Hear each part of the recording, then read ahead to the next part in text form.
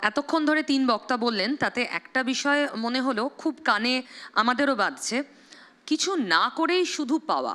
হ্যাঁ, সেটা আমাদের অভ্যেস খারাপ করতে পারে এবং এটা জগতের নিয়ম হতে পারে না। কিছু পেতে গেলে কিছু দিতে হয়। সত্যিই তো। এই ধরুন বেকার লাইনে যারা দাঁড়িয়েছেন ভাতা নেওয়ার জন্য প্রায় 1 কোটি, সংখ্যাটা নিদেন পক্ষে 1 কোটি, এই কয়েকটা দিনের মধ্যে তারা কি কিচ্ছু দিচ্ছেন না, নাকি বিনিময় ভোটটা দেবেন সেই অলিখিত প্রতিশ্রুতিতেই ভাতাটা পাচ্ছেন? কিভাবে দেখছেন অর্থনীতিবিদ অভিরূপ সরকার? আপনার সময় শুরু হবে, আপনি বাদিকের পোডিয়ামে যাবেন। 5 মিনিট প্লিজ মাথায় রাখবেন। সময় শুরু এখন। ভাতার কথা বলি, এটা ঠিকই যে আমাদের রাজ্যে শিল্প দরকার, চাকরি দরকার। এখন যারা ভাতা নিচ্ছেন, প্রশ্ন হচ্ছে যে তারা কিছু না করেই নিচ্ছেন, এরকম একটা প্রশ্ন উঠল। তারা কিছু করতে চান না এমন তো নয়, তারা কাজ পাচ্ছেন না বলে বেকার রয়েছেন, এবং এই বেকার ভাতা দেওয়ার প্রথা সারা পৃথিবীতে আছে। এর অল্টারনেটিভটা কী ছিল? ধরুন, এই বেকার ভাতার টাকাগুলো যদি শিল্প আনতে হয়, শিল্পপতিদের একটা উৎসাহ দিতে হবে। এখন সমস্ত রাজ্যগুলোর মধ্যে একটা প্রতিযোগিতা শুরু হয়েছে, উৎসাহ না দিলে শিল্প আসবে না। এবার বড়লোক শিল্পপতিকে উৎসাহ দেবো, নাকি যারা পিছিয়ে পড়া তাদের সামান্য একটা ভাতা দেব, এই যে ট্রেড অফ, এই যে বিবেচনা, এটা সরকার করছেন, একটা নির্বাচিত সরকার করছেন, কিন্তু আসলে এই বিবেচনাটা সাধারণ মানুষের ওপরেই ছেড়ে দেওয়া হচ্ছে। যদি সাধারণ মানুষ মনে করেন যে না, আমাদের শিল্প আনতে গেলে শিল্পপতিদের উৎসাহ দিতে হবে, আর্থিক উৎসাহ, আমরা ভাতা দেব না, তাহলে তারা সেইভাবে ভোট দেবেন। কিন্তু তারা সেইভাবে ভোট দেননি। আমাদের পশ্চিমবঙ্গে একটা বাম ভাবাদর্শ বহু বছর ধরে রয়েছে, এবং সেই ভাবাদর্শ অনুযায়ী আমরা ভাতাটা বন্ধ করতে পারি না। কারণ যদি শিল্প আসেও, কবে আসবে আমরা জানি না।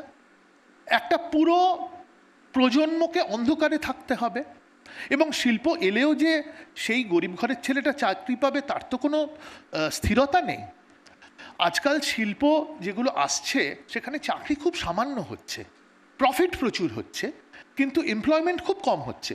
অতএব এটা একটা চিন্তার ব্যাপার যে সাধারণ যারা পিছিয়ে আছেন তাদের টিকে থাকার জন্যে একটা ভাতা দেওয়া দরকার, এবং সেটা সাধারণ মানুষই একটা সরকারকে নির্বাচন করে বুঝিয়ে দিচ্ছেন যে তারা সেটাই চান। এবার আমি ধর্মের কথা বলি। একটা কথা বলা হচ্ছে যে আমাদের পশ্চিমবঙ্গে আমাদের জনবিন্যাস পাল্টে যাচ্ছে, হিন্দু মুসলমান জনবিন্যাস, এবং সেটার একটা কারণ অনুপ্রবেশ।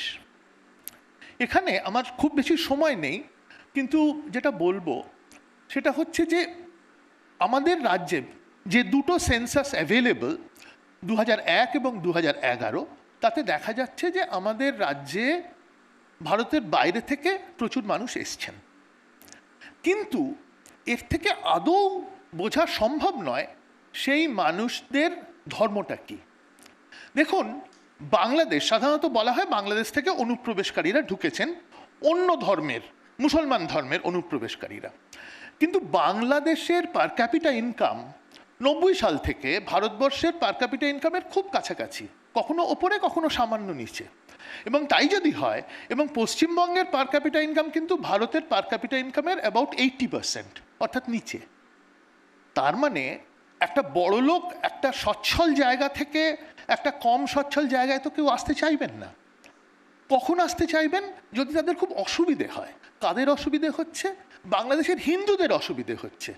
চিরকালই আমরা জানি, কখনো কম কখনো বেশি, হিন্দুরা ওখানে একটা নিরাপত্তাহীনতায় ভোগেন, এবং তারাই তো এদেশে চলে আসছেন, তারাই অনুপ্রবেশকারী যদি বলেন, তারা মূলত তারা হিন্দু।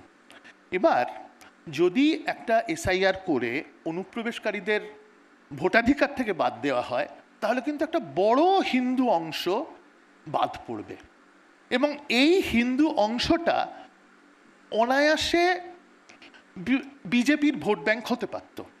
এটা কিন্তু বিজেপি, আমি বলবো যে তীর তারা ছুঁড়েছেন সেটা বুমেরাং হয়ে তাদের দিকে ফিরে আসবে। অর্থাৎ যেটা বলতে চাইছি সেটা হচ্ছে যে এই যে ভয়টা আমাদের দেখানো হচ্ছে যে আমাদের হিন্দুত্ব যে পরিসর সেটা সংকীর্ণ হয়ে আসছে, সেটা ঠিক নয়। যদি কেউ বিদেশ থেকে আসেন, অনুপ্রবেশকারী হোক বা যদি আইনত আসেন, তারা মূলত হিন্দুরাই আসছেন, মুসলমানদের এখানে আসার দরকার নেই, কারণ নেই। এটার সঙ্গে আমি একটা ছোট্ট জিনিস যোগ করব, সেন্সাস এখনো হয়নি, অতএব সেন্সাস ছাড়া তো এটা বোঝা যাবে না। কিন্তু আমরা একটা ছোট্ট স্টাডি করেছি এনএসএস কনজাম্পশন স্টাডির উপরে। সময় শেষ। এক মিনিট জাস্ট, মানে এক সেকেন্ড। আমরা একটা এনএসএস স্টাডি করেছি, এনএসএস কনজাম্পশন এক্সপেন্ডিচারের উপরে। তাতে দেখেছি যে পশ্চিমবঙ্গে 2023-24 মুসলমান ধর্মের মানুষের প্রপোর্শন 2011-র তুলনায় খুব সামান্য হলেও কমেছে, বাড়েনি। বাংলার আওয়াজ, বাঙালির আবেগ, জি 24 ঘন্টা।